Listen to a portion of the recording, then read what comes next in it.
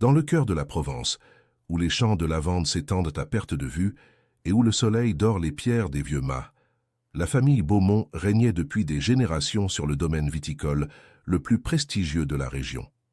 Pierre Beaumont, patriarche autoritaire et visionnaire, avait hérité de l'empire familial et l'avait fait prospérer au-delà de toutes les espérances.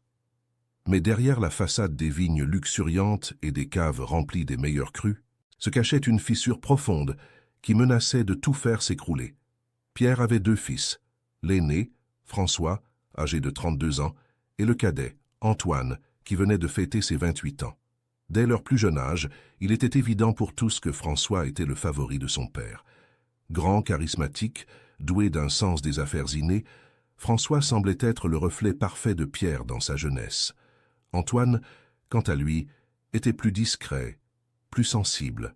Il préférait passer son temps parmi les vignes, à observer les subtils changements des saisons, à écouter le murmure du vent dans les feuilles. Cette préférence marquée n'avait fait que s'accentuer au fil des années. Pierre invitait systématiquement François aux réunions importantes, aux dégustations avec les acheteurs prestigieux, aux soirées mondaines où se nouaient les alliances commerciales. Antoine, lui, restait dans l'ombre, chargé des tâches ingrates, des inventaires interminables, des réparations que personne ne voulait faire. Ce matin-là, alors que le soleil se levait à peine sur les collines ondulantes, Pierre convoqua ses 2 fils dans son bureau. La pièce, ornée de boiseries sombres et de tableaux représentant les ancêtres Beaumont, semblait oppressante dans la lumière matinale. François entra d'un pas assuré, vêtu d'un costume impeccable malgré l'heure matinale. Antoine le suivit, l'air mal à l'aise dans sa chemise froissée et son jean usé.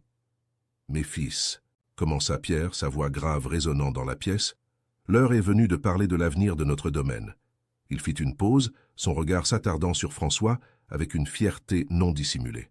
« François, tu as prouvé maintes fois ta valeur, ton sens des affaires, ta vision. Tu es prêt à prendre les rênes. » Le visage de François s'illumina, un sourire confiant étirant ses lèvres. Antoine, lui, sentit son cœur se serrer. Il connaissait ce regard, cette intonation dans la voix de son père. C'était le prélude à une nouvelle déception. « Antoine, poursuivit Pierre, se tournant vers son cadet avec une expression indéchiffrable, tu continueras à assister ton frère dans la gestion quotidienne du domaine. Tes connaissances pratiques seront utiles. » Le mot tomba comme un coup près. Utile, pas indispensable, pas précieux, juste utile. Antoine sentit une vague de colère monter en lui, mêlée à une tristesse profonde qu'il connaissait trop bien. « Père, commença-t-il, sa voix tremblant légèrement, j'ai consacré ma vie à ce domaine. J'ai étudié l'œnologie, j'ai passé des années à comprendre chaque parcelle, chaque cépage. Assez, l'interrompit Pierre, frappant du poing sur le bureau massif. Tu as peut-être passé du temps dans les vignes, Antoine, mais ce n'est pas suffisant pour diriger un empire. François a le charisme, les relations, la vision globale. C'est lui qui mènera les Beaumont vers de nouveaux sommets. Antoine regarda son frère, cherchant peut-être un signe de soutien, de compassion. Mais François restait impassible, son visage reflétant uniquement la satisfaction de voir ses ambitions se réaliser. « Ce sera tout », conclut Pierre, mettant fin à la discussion. « François, reste un moment. Nous avons à discuter de la stratégie pour la prochaine saison. » Antoine quitta le bureau, le cœur lourd et l'esprit en ébullition. Alors qu'il traversait les couloirs du mât familial, chaque portrait accroché au mur semblait le juger, lui rappelant qu'il n'était pas à la hauteur de l'héritage Beaumont. Il sortit dans les vignes, laissant le soleil caresser son visage. L'air était déjà chaud, chargé du parfum entêtant de la lavande et du thym. Antoine ferma les yeux, essayant de trouver un peu de paix dans ce paysage qu'il aimait tant. Mais même ici, au cœur de ce qu'il considérait comme son sanctuaire, il ne pouvait échapper au sentiment d'injustice qui le rongeait. Les jours qui suivirent furent un tourbillon d'activités. François paradait dans le domaine, présentant fièrement ses nouvelles responsabilités aux employés, aux fournisseurs, aux clients.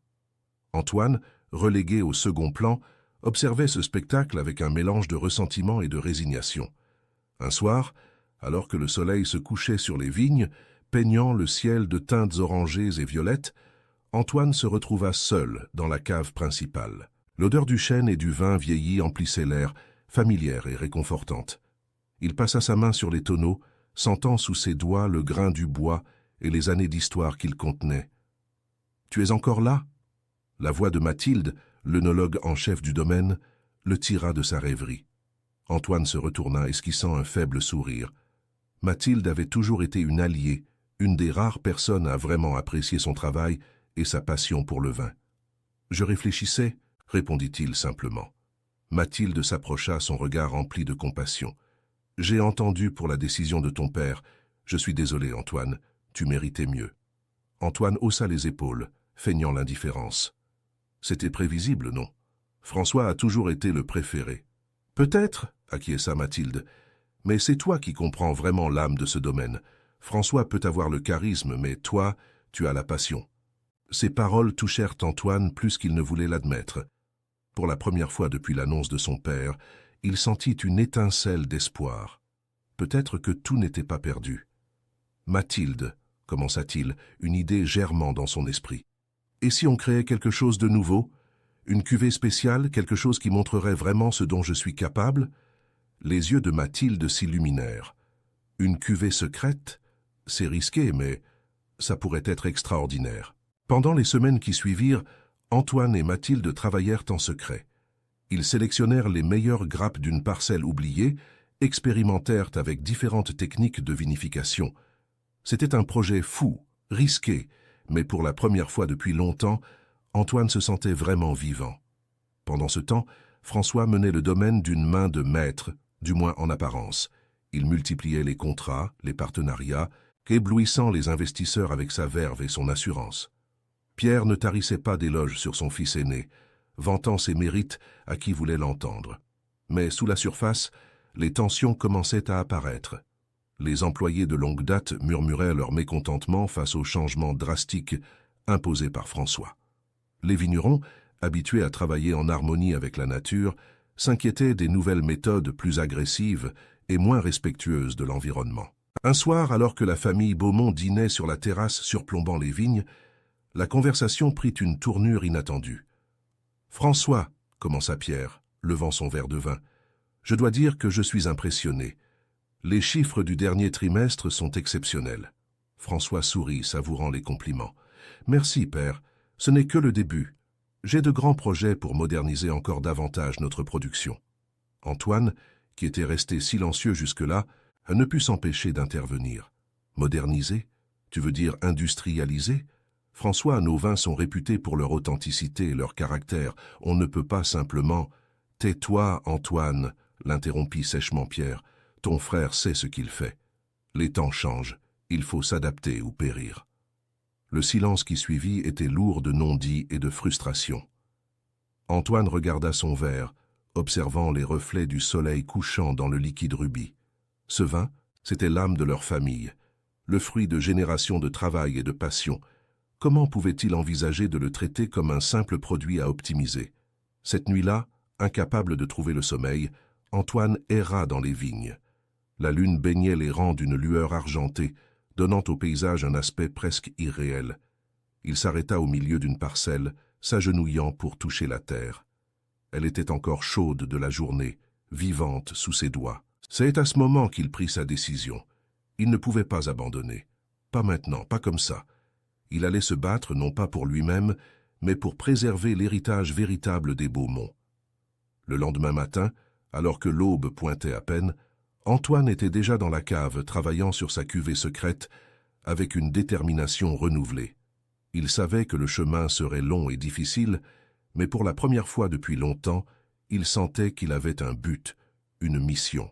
Alors que le soleil se levait sur les vignes des Beaumont, illuminant les grappes de raisins gorgées de promesses, Antoine se jura que, d'une manière ou d'une autre, il prouverait sa valeur. Non pas pour gagner l'approbation de son père ou surpasser son frère, mais pour honorer la terre qu'il avait vue grandir et le vin qui coulait dans ses veines.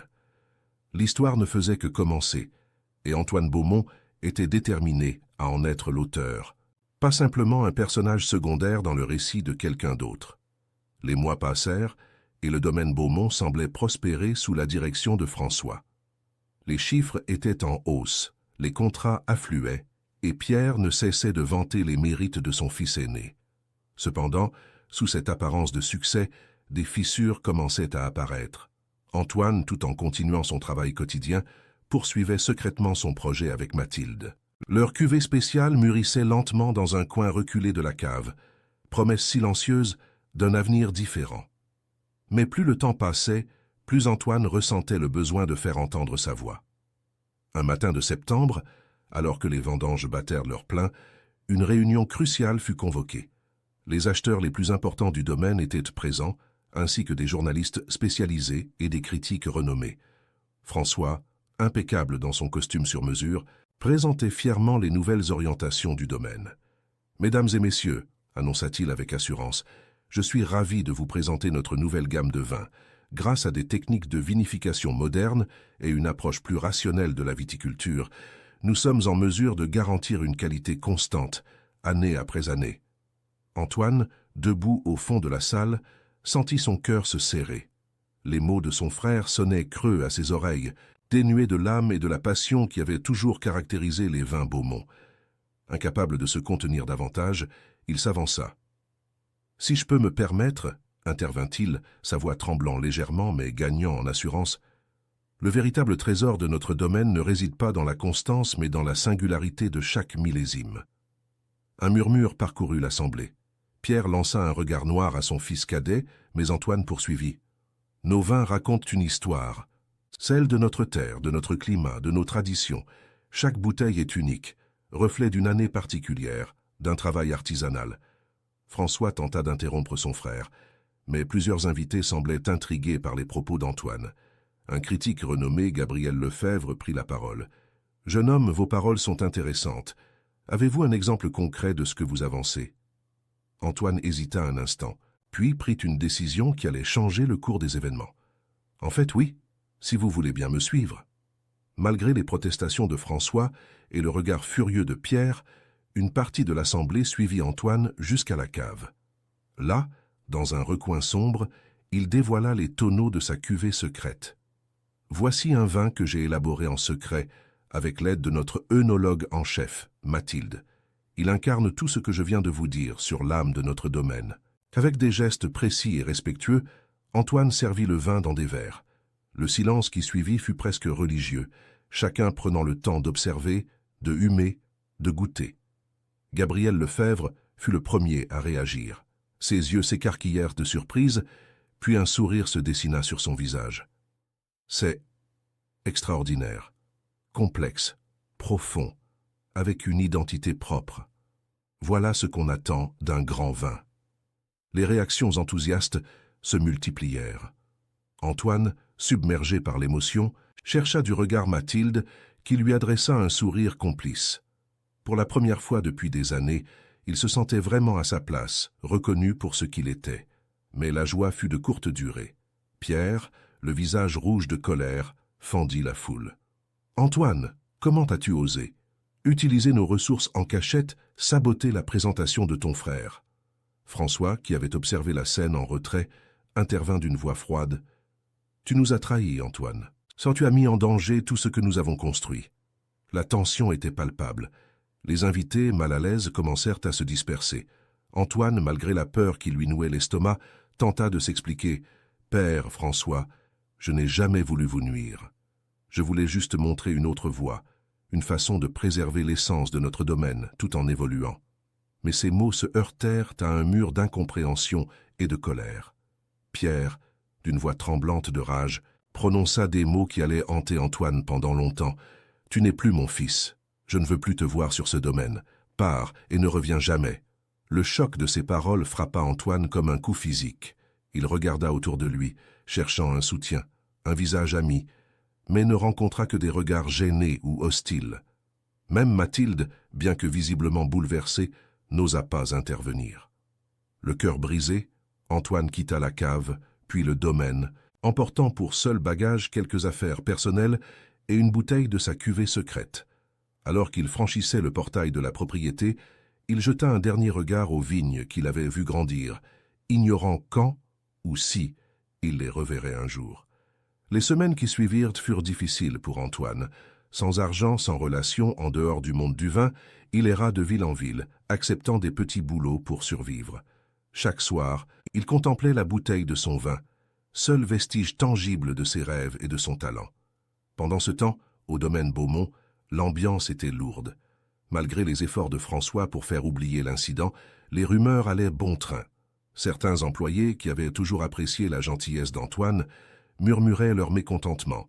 Les vignes elles-mêmes semblaient avoir perdu de leur éclat, comme si elles pleuraient l'absence de celui qui les comprenait le mieux. Pierre, bien qu'il maintint une façade implacable, commençait à être rongé par le doute. La nuit, il se réveillait en sueur, hanté par l'image du visage dévasté de son fils cadet au moment de son départ.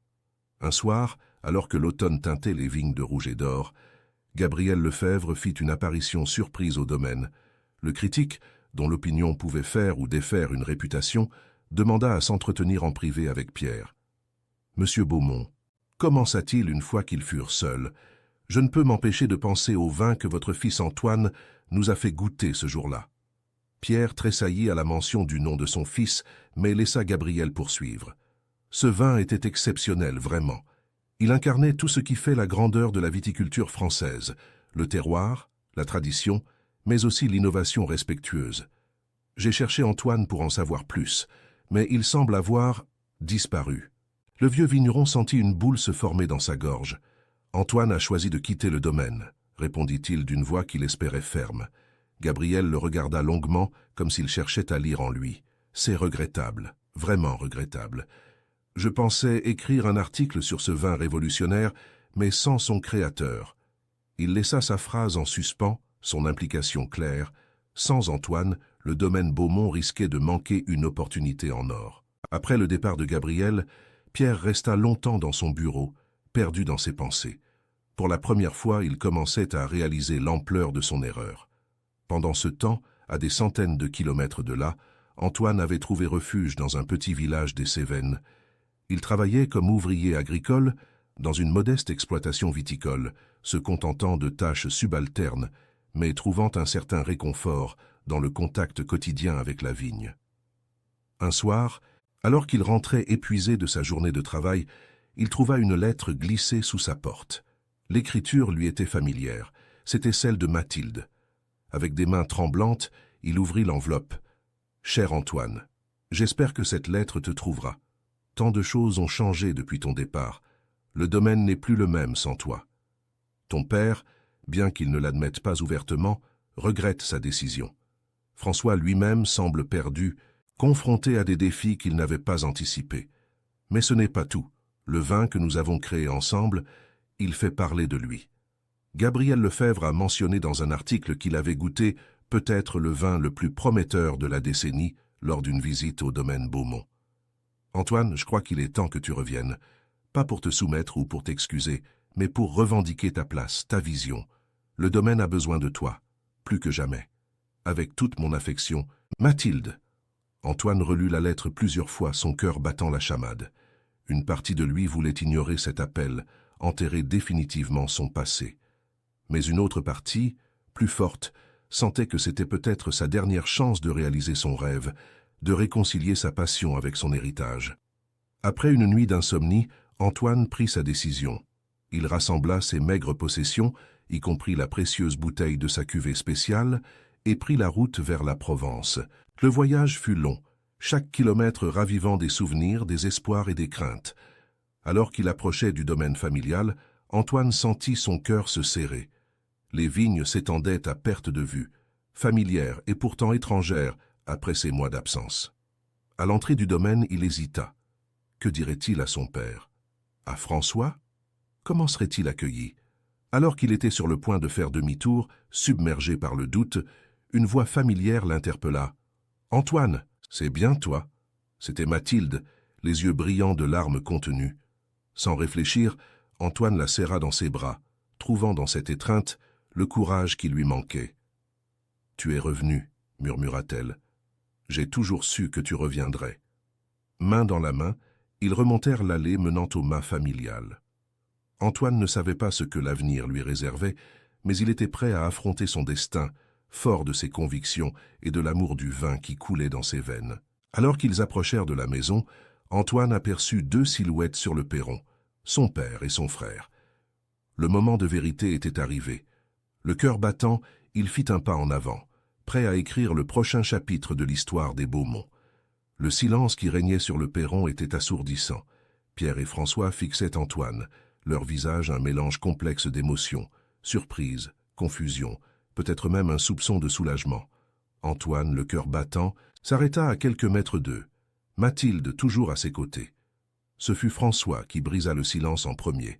« Alors, tu es revenu » dit-il, sa voix mêlant amertume et résignation. Antoine hocha simplement la tête, incapable pour l'instant de trouver les mots justes. Son regard se porta sur son père, cherchant dans ses yeux familiers un signe, une indication sur la façon dont il devait procéder. Pierre Beaumont, d'ordinaire si imposant, semblait avoir vieilli de 10 ans. Ses épaules étaient légèrement voûtées, comme si le poids des derniers mois l'avait physiquement affecté. Lentement, il descendit les marches du perron, s'approchant de son fils cadet. « Antoine » commença-t-il, sa voix rauque d'émotion. « Nous avons beaucoup à nous dire. » Ces simples mots, si éloignés de la colère qu'Antoine redoutait, firent céder quelque chose en lui. « Oui, père, » répondit-il doucement. « Nous avons beaucoup à dire. » Pierre fit un geste vers la maison. « Entrons, nous serons mieux à l'intérieur pour parler. » Alors qu'il pénétrait dans le salon familial, chargé de souvenirs et d'histoires, Antoine fut frappé par la familiarité des lieux. Rien n'avait changé, et pourtant tout semblait différent. Ils s'installèrent, un silence pesant s'installant entre eux. François resta debout, appuyé contre la cheminée, son visage indéchiffrable. Mathilde, sentant que sa présence n'était peut-être pas appropriée pour cette conversation familiale, s'excusa discrètement. « Avant que nous ne commencions, » dit Antoine, rassemblant tout son courage, « j'aimerais vous faire goûter quelque chose. » Il sortit de son sac la bouteille qu'il avait précieusement gardée tout ce temps. Pierre regarda la bouteille, reconnaissant le fruit du travail secret de son fils. Il hocha la tête, et Antoine procéda au service, remplissant 3 verres avec des gestes précis et respectueux. Le rituel de la dégustation, si profondément ancré dans leur histoire familiale, sembla apaiser momentanément les tensions. Ils humèrent, firent tourner le vin dans leurs verres, puis goûtèrent en silence. Les yeux de Pierre s'écarquillèrent légèrement. Même François ne put cacher sa surprise. Le vin était exceptionnel, complexe, avec une profondeur et une élégance rares. « C'est remarquable » murmura Pierre, fixant son verre comme s'il contenait les réponses à toutes ses questions. Antoine sentit un mélange de fierté et de soulagement l'envahir. « C'est le résultat de tout ce que j'ai appris ici, père, de tout ce que vous m'avez enseigné, combiné à ma propre vision. » François s'approcha, son expression s'adoucissant légèrement. « Je dois admettre, petit frère, que tu as créé quelque chose de spécial ici. » Ce moment de reconnaissance mutuelle ouvrit la voie à une conversation longue et difficile, mais nécessaire. Pierre parla le premier, sa voix chargée de regret. « Antoine, j'ai commis une grave erreur en te chassant. J'étais aveuglé par ma vision étroite du succès, incapable de voir la valeur de ta différence. » Antoine sentit les larmes lui monter aux yeux, mais il les retint. « J'ai aussi ma part de responsabilité, père. J'aurais dû communiquer plus ouvertement, vous faire part de mes idées au lieu de travailler en secret. » François intervint, son ton plus doux qu'auparavant. « Nous avons tous fait des erreurs. Moi le premier. J'étais si concentré sur les chiffres, sur l'idée de modernisation que j'en ai oublié l'essence même de ce qui fait la grandeur de notre domaine. » Pendant des heures, ils parlèrent, vidant leur cœur de toutes les frustrations, les malentendus et les regrets accumulés au fil des années. C'était un processus douloureux mais nécessaire, comme le fait de tailler une vigne pour qu'elle puisse mieux repousser. À mesure que la nuit avançait, une nouvelle compréhension commença à émerger. Pierre, avec une humilité qui surprit ses 2 fils, admit « J'ai toujours pensé que je devais choisir un successeur unique, comme mon père l'avait fait avant moi. Mais peut-être que la force de notre domaine réside justement dans vos différences, dans la combinaison de vos talents. » Antoine et François échangèrent un regard. L'idée de travailler ensemble, autrefois impensable, commençait à prendre forme dans leurs esprits. « François, » dit Antoine, « tu as un talent incroyable pour les affaires et les relations publiques, et j'ai une compréhension profonde de nos vignes et du processus de vinification. Ensemble, » compléta François, « nous pourrions faire des merveilles. » L'aube pointait à l'horizon lorsqu'ils émergèrent enfin du salon, épuisés mais animés d'un nouvel espoir. Les premiers rayons du soleil caressèrent les vignes, promesse d'un nouveau départ. Dans les semaines et les mois qui suivirent, le domaine Beaumont connut une transformation profonde. Antoine et François, mettant de côté leurs anciennes rivalités, travaillèrent main dans la main pour mêler tradition et innovation. La cuvée secrète d'Antoine, baptisée Renaissance, fut officiellement présentée lors d'une dégustation qui fit sensation dans le monde du vin. Gabriel Lefebvre, présent pour l'occasion, ne tarit pas d'éloges. Ce vin incarne parfaitement l'équilibre entre respect du terroir et audace créative. Les Beaumont ont réussi l'exploit de se réinventer tout en restant fidèles à leur héritage. Mais au-delà du succès commercial, c'est la dynamique familiale qui connut le changement le plus remarquable. Pierre, libéré du poids de devoir choisir entre ses fils, retrouva une nouvelle énergie. Il passait désormais ses journées à partager son savoir avec ses deux fils, savourant le plaisir de les voir collaborer. Antoine et François, de leur côté, apprirent à valoriser leurs différences. Là où François excellait dans les négociations et la stratégie commerciale, Antoine brillait dans l'innovation viticole et la préservation des méthodes traditionnelles. Ensemble, ils formaient une équipe redoutable. Un soir, alors que le soleil se couchait sur les vignes, teintant le ciel de pourpre et d'or, la famille Beaumont se réunit sur la terrasse. Mathilde, qui était devenue entre-temps la compagne d'Antoine, les avait rejoints. Pierre leva son verre, rempli de leur nouvelle cuvée Renaissance. « À la famille, dit-il, sa voix empreinte d'émotion, à nos erreurs qui nous ont rendus plus forts, à nos différences qui font notre richesse, et à l'amour du vin qui nous unit tous. » Alors qu'il trinquait, Antoine ne put s'empêcher de penser au chemin parcouru. Il y a encore quelques mois, il se sentait rejeté, incompris. Aujourd'hui, il était là, entouré de sa famille, son talent reconnu, son amour pour Mathilde s'épanouissant chaque jour. François, comme s'il lisait dans les pensées de son frère, posa une main sur son épaule. « Tu sais, petit frère, je crois que père avait raison depuis le début, mais pas de la manière dont il le pensait. » Antoine leva un sourcil interrogateur. Il disait toujours que le domaine avait besoin d'un leader fort pour prospérer, poursuivit François. Mais ce leader, ce n'était ni toi ni moi individuellement. C'est nous deux, ensemble, qui formons ce leader. Pierre, qui avait entendu la conversation, s'approcha de ses fils. « Vous avez tous les deux raison, dit-il, les enveloppant dans une étreinte paternelle. Et je n'ai jamais été aussi fier de vous qu'en ce moment. » Les mois passèrent, et le domaine Beaumont connut une renaissance tant sur le plan viticole que familial. La méthode Beaumont, comme on commença à l'appeler dans le milieu, devint un modèle d'équilibre entre tradition et innovation. Antoine et Mathilde se marièrent l'année suivante, dans une cérémonie intime au cœur des vignes. François, désormais réconcilié avec son rôle et sa place dans la famille, fut le témoin de son frère, scellant définitivement leur nouvelle complicité. Pierre, observant ses fils travailler ensemble, réalisa que son plus grand héritage n'était pas le domaine lui-même, mais la force des liens familiaux qu'ils avaient réussi à reconstruire. Un jour, alors qu'Antoine travaillait dans les vignes, il tomba sur un vieux cep tordu, presque oublié. Au lieu de l'arracher comme d'autres auraient pu le faire, il décida de le soigner et de le tailler avec patience. François, qui passait par là, s'arrêta pour observer son frère. « Pourquoi prendre tant de soin pour un si vieil arbre ?» demanda-t-il, curieux. Antoine sourit, caressant doucement l'écorce rugueuse. « Parce que ce vieux cépé a des racines profondes, François. Il a survécu à des tempêtes, à des sécheresses. Avec les bons soins, il peut encore produire des raisins d'une qualité exceptionnelle. Il suffit de savoir voir son potentiel. » François hocha la tête, comprenant le parallèle. « Un peu comme notre famille, n'est-ce pas ?»« Exactement, » acquiesça Antoine. « Nous avons traversé des moments difficiles, mais nos racines sont profondes. Et regarde-nous maintenant. » Alors qu'ils contemplaient ensemble le domaine qui s'étendait devant eux, Antoine et François ressentirent une profonde gratitude. Ils avaient non seulement sauvé l'héritage familial, mais ils l'avaient enrichi, lui donnant une nouvelle dimension. Le soleil se couchait sur les vignes des Beaumont, promesse d'un avenir radieux. Dans l'air flottait le parfum subtil des raisins mûrissants, mêlé à l'odeur de la terre. C'était l'odeur du succès, de la réconciliation, et surtout l'odeur d'une famille unie par l'amour du vin et les liens du sang. Et tandis que la nuit tombait doucement sur la Provence, le domaine Beaumont se préparait pour une nouvelle saison, fort de ses racines anciennes et de sa vision renouvelée.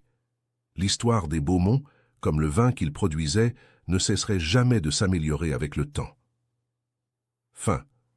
Si vous avez apprécié cette histoire émouvante, n'hésitez pas à laisser un commentaire, à partager votre avis et à vous abonner pour plus de contenus touchants comme celui-ci.